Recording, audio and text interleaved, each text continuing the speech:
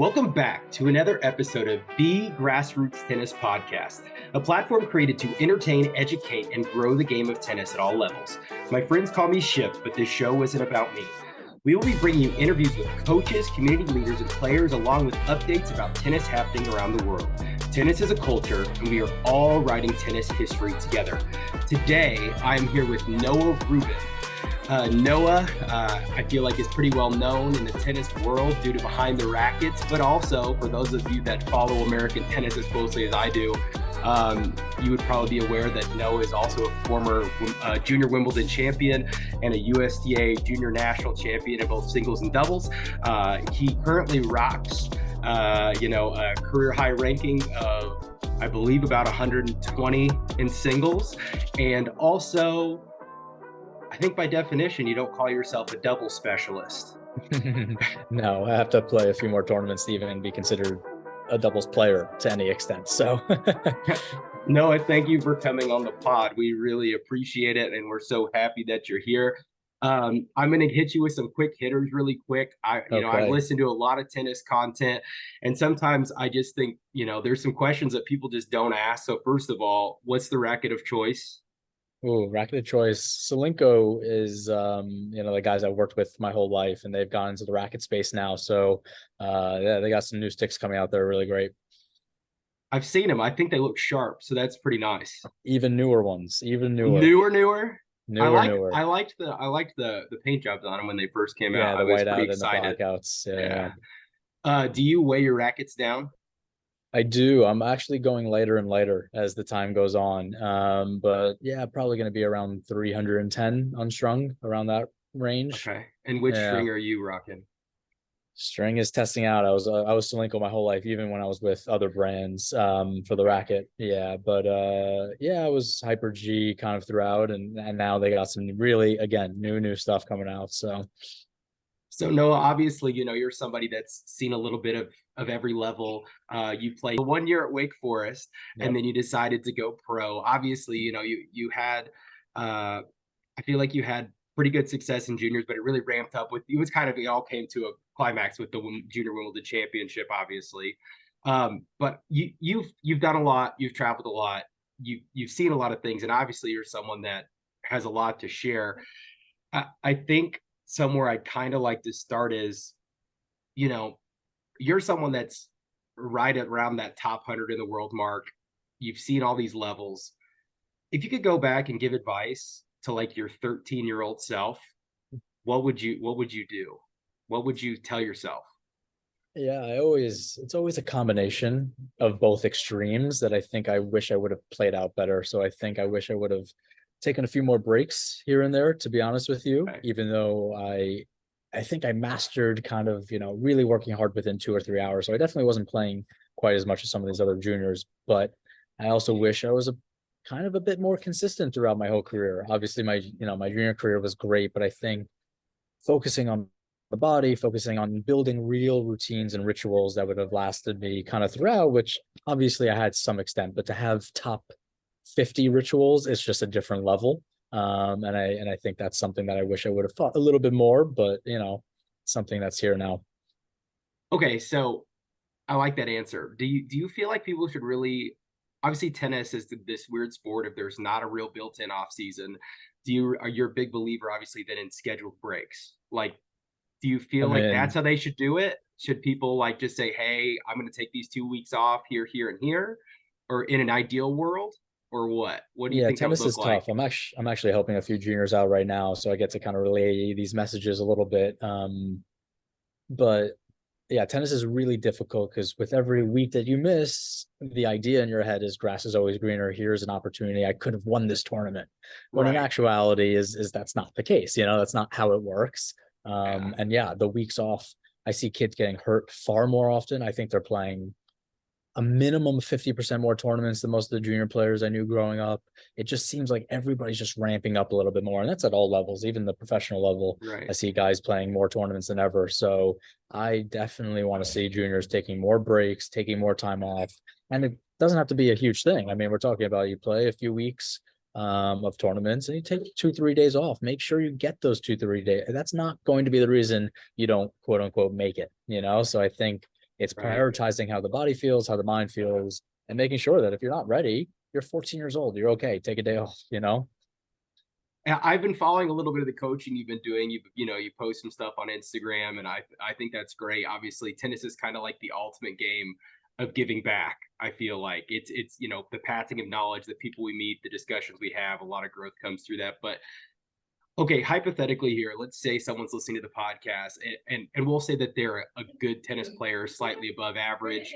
They've got the forehand, the backhand, fundamentals all down. But to take a player from good to great, you know, what what is something you feel like if someone's really trying to take themselves to the next level, they really need to incorporate, whether it's a specific drill, a specific routine, or something they need to prioritize if they actually want to be what you would consider a great or excellent tennis player? Yeah, I mean, it's kind of the same boring answer. I'll change the word from consistency to Yeah. standard. I think it's just raising your standard. It's not allowing certain balls to just kind of go past. It's not allowing any ball that you come out and you not taking the best chance and giving yourself the best chance for success. So I see a lot of just wasted time. And that's another thing. A lot of juniors come up and say, "Hey, I play 6 hours a day." I'm like, great. Like, how much of that were you actually focused, 100% engaged, and putting it all out there? And for me, I'd rather see a kid put in 2.5 hours of great effort than 6 hours of, here and there, kind of taking their chances. So I think in all aspects, just raising that standard, putting yourself to that spot, I think is really important. And then it comes with consistency and doing it day in, day out. So besides the consistency and maybe the focus that people are bringing to the court, what do you think a good practice session looks like? Like, what are the components that really need to be a part of it to consider it quality? Mhm. I think that's tough. It's obviously you have to trust the team around you and making sure that, hey, if I'm working something, you are working on that and you're not worrying about anything else. When you're working on, you know, forehand down lines, don't worry about missing a few, actually do it. But I think, a well-rounded practice incorporates depth, incorporates consistency, incorporates a couple target practice, and then of course movement at the end. I built my career on movement. So I think if you kind of play with those throughout a 2 hour practice, and ending with serves, of course, I think that's a pretty well-rounded practice. Yeah, no, I think that makes sense. Um, so taking what you're saying here, we've had several coaches on already, and everybody kind of talks about that communication piece. It seems to come up a lot.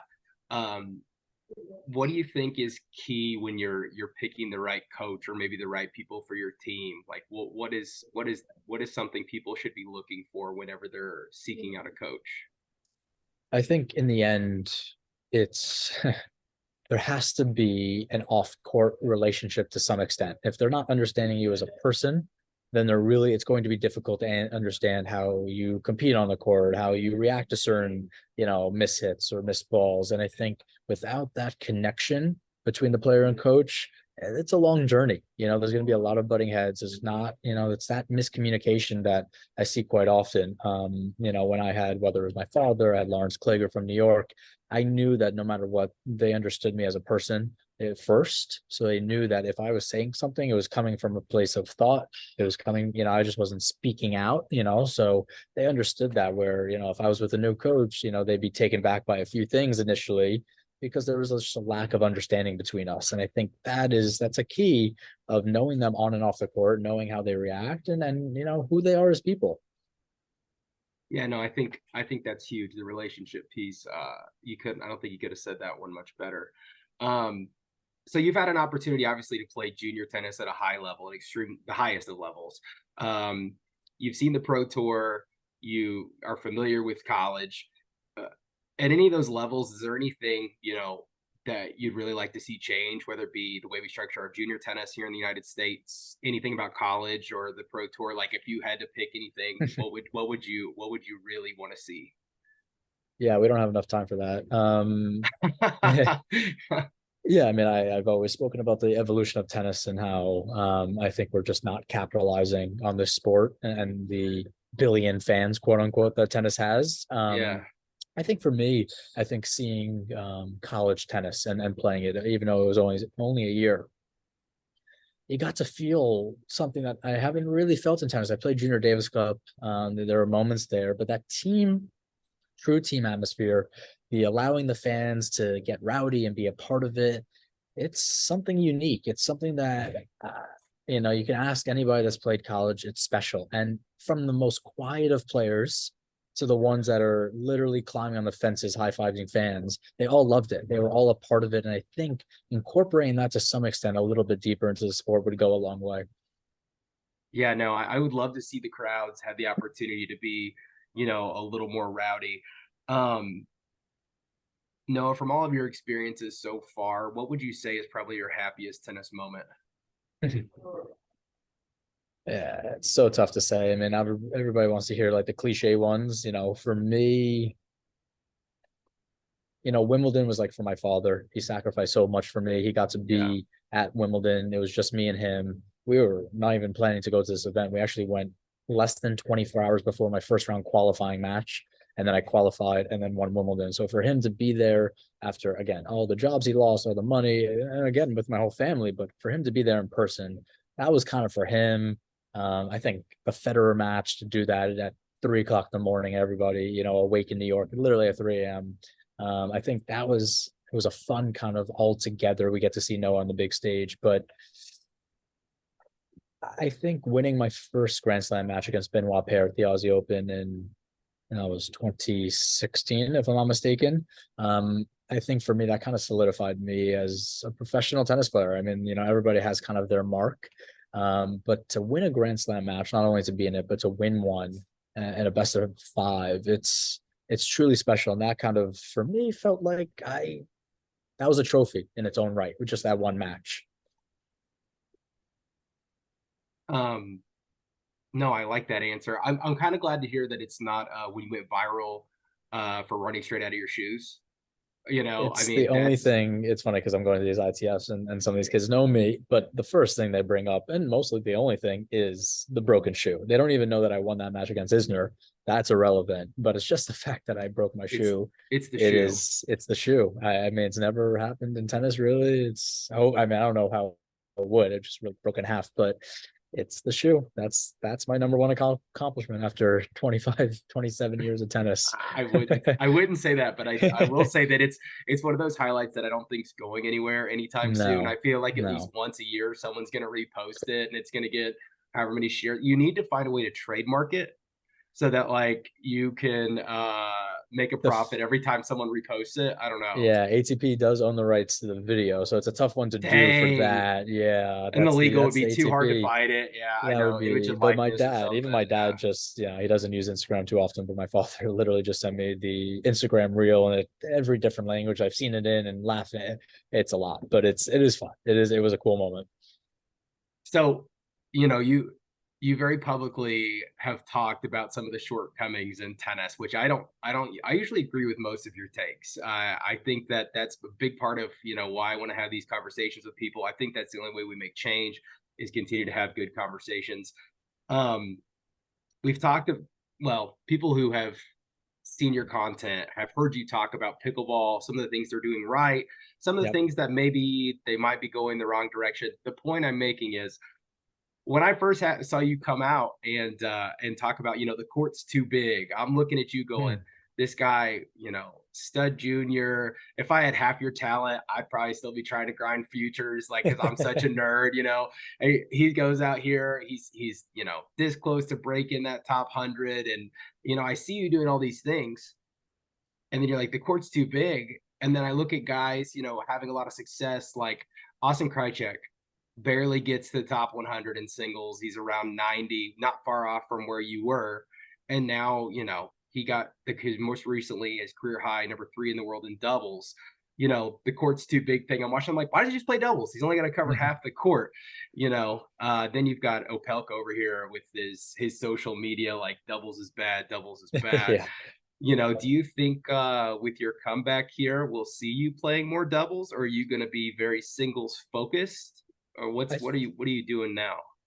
I think doubles is great for certain aspects of it. I think it builds a match tolerance, because no matter how much you practice, having a little bit of that pressure, even though doubles for, quote unquote singles guys isn't as much pressure as a singles match. It's good to build that tolerance, be out there playing points, working on things.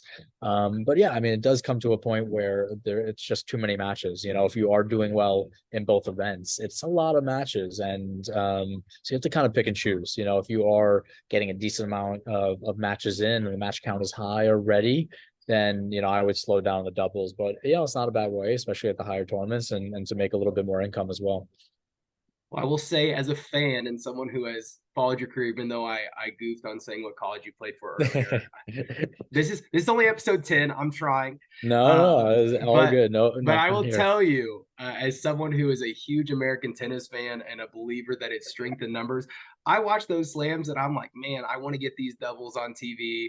I'm a believer someday we're going to figure out how to make it more popular. I think doubles is exciting its own way. You get some people, quick hands. You watch Jack Sock ripping a forehand at somebody, or somebody gets that crazy reflex volley. If you decide ever again you're burnt out and you're done with singles, please, for the sake of American tennis, just be a doubles specialist and give us at least a year. You got to try. I don't know. You've Yeah. got great hands, man. I don't No, know. I appreciate it. Yeah, no, double special, specializing. I've always said I would never do it. I mean, as much as singles is a grind, I mean, to really make some, good money in doubles, you have to be like 30 in the world. Yeah, So it's pushing it's it, tough. it makes it very, very difficult. And, it's a lot. It's still a lot of travel. So would I, if I got my ranking up, because I've done well with a few guys when I played a few tournaments here and Right. there, if my ranking just snuck up and I was, around, 150 or something, maybe I'd think about pushing it, but most likely not. I feel like you're like the perfect partner, though. Who doesn't want the guy that can run anything down? It's got great hands, man. Like, I just like, well, if you were gonna do that though, what would you change in your training? Like, what, how have you seen guys double specific versus single specific training at the highest level at these events? Yeah, I think with double specific, obviously endurance is not quite as much of a factor, Right. besides maybe a Wimbledon that's best of five. So I would think, I'd put most of that time into flexibility, mobility, making sure my body's perfect. I'd also have to get Darren King out of retirement, who's Sloane Stevens hitting partner right now. And yeah, he's probably the only one that I can consistently, we have like the perfect chemistry, relaxed out there. So if he was like, okay, let's get out, yeah, we'll get out. I'd love to see that too. You should maybe Yeah. we should wear who knows if he'll check his DMs, but I'll have to send him like a short clip of you saying that. Maybe I'll put some hope back in him. Yes, 100%. Yeah, for sure. I know that you don't have enough time to tell us all of your hot takes, but one thing I do always ask guests is, if you have any tennis hot takes? I have so many of them. What if you could just give me one? What is something that is driving you nuts, or that you just got to get off your chest about what's going on in the game right now? Is there anything? Um, I think my biggest one is I recently spoke about it, mostly on the men's side. The women had it for a while, but it was this. I keep going back and forth. I do Twitter polls every once in a while of, would you rather know who's kind of going to be in the semis of an event, or do you like having 15, 20 different possibilities? And I think after seeing a few tournaments, like I think we need to kind of get back to, knowing the guys that you're rooting for and waiting for those matchups again, because having an Alcaraz Djokovic match tomorrow, I think everybody's very excited about. And I think if we build, I think we lost that for a little bit with having the big three leave. I Yeah, think that's such a big part of tennis. If we're going to be so star focused and star centric, and if we're not going to change the whole landscape of tennis, which I do want to do, believe me, I'd rather go away from yeah, this. If we're going to be in this whole realm that we're in right now, I think we have to kind of build these rivalries back, which we don't really have, because the next gen guys, for the most part, I'll take Alcaraz out, even though he did lose to a guy outside the top 100. But these guys can lose to anybody on any given day, where that kind of wasn't the case for the top 10 players, I would right. say 8 years ago, 10 years ago. So I think we have to kind of, I want to see more of those rivalries. People want to see Alcaraz Sinner. These guys are losing, Sinner can lose to anybody on any given Right. day, which we've seen. So that, for me, as much as people are excited about anybody can win, I think it's gone a little too broad in this space right now. in in racing, in professional Mm. racing, and it's like, here's your 120 guys and here's how we show them, and they're on the tour for a whole year. But But anyway, yes, no, it's true. I mean, I think F1, I mean, I've spoken about it before. F1 does it well. where they race as individuals, but also on a team. It's the whole year of whatever the contract is. I think there's ways to do it that, can have relegation, just like some of the Premier Leagues. There's ways to do it to make it more stable. I think you need the for people to understand it. Yeah, that's what you need. You need the way soccer does things, and then like your top 20 of one and the bottom 20, and you're working to move levels. Maybe, I don't know. There's things they should definitely try. So many individuals in tennis, and they don't all play on the same court. With golf, at least they play on the same, course. And it's really, tennis I've looked at it in so many different lenses, so many different angles when I've wanted to start my own tour as well. It's really tough to come around unless you really, from a ground up perspective, change sport. I only got a couple more questions here for you, Noah. Yeah. Here at the Grassroots Tennis Pod, we're big believers in giving people their flowers. Who is someone in the tennis community that you would say is underappreciated? It could be a coach, a community leader, or someone in the space, because I just feel like, sometimes we just don't give people the respect they deserve. Wow, that's a great one. Putting me on the spot there.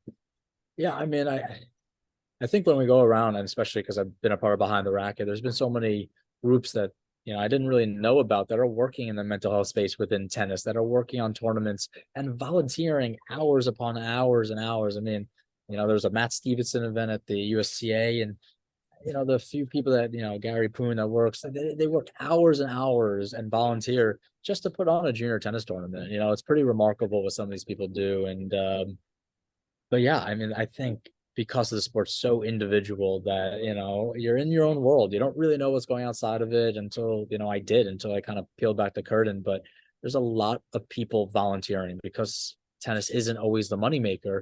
People are really giving back their time, whether it's even at the bigger events. All those people that are working at the shops and stores and stringers, they're mostly volunteers. So good on them for that. Yeah, no, it's there's a lot of them. I mean, it's really hard to narrow it down to one. I totally get it. So last question, who do you think needs to come on the Grassroots Tennis Pod? Who do you feel like has knowledge that maybe the world needs to hear, or has, just information to share for the people out there? Keep in mind, whoever you say, you need to help get them on the pod. Just putting you on the spot. You're the man with the connections. You know more people than me, I'm sure. Who do you think has, info to share with the world? Tough one.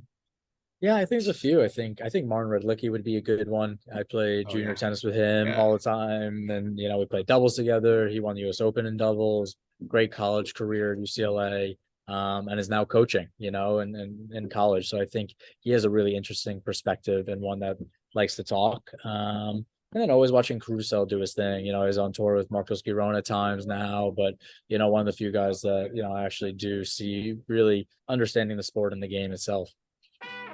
Noah, thank you so much. I know you're traveling right now. I appreciate you squeezing us in.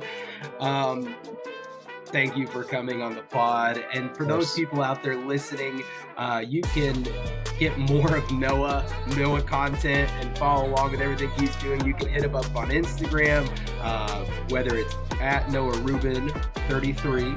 Yep. Or at Behind the Racket. You can also check him out at the Behind the Racket podcast. Any other places I'm missing, Noah? Nah, those are good. I try to answer DMs as much as possible. Sometimes it gets tricky with the travel, but definitely reach out with any questions. Always here to help. Yeah, or just give him the follow. He maybe doesn't want all your questions. Just follow along. This guy's making the comeback. So make sure and listen to the pod. It's great content. It's growing the game. It's having the conversations that need to be heard. I'm a big fan of what you guys are doing over Behind the Racket. It's been an inspiration and a wonderful thing. And for those of you out there listening to the Grassroots Tennis Pod, if you like what we're doing, please subscribe. Hit that subscribe button. It really helps us out a lot. Noah, thank you. Take care. Thank you for staying up late. Yeah, absolutely.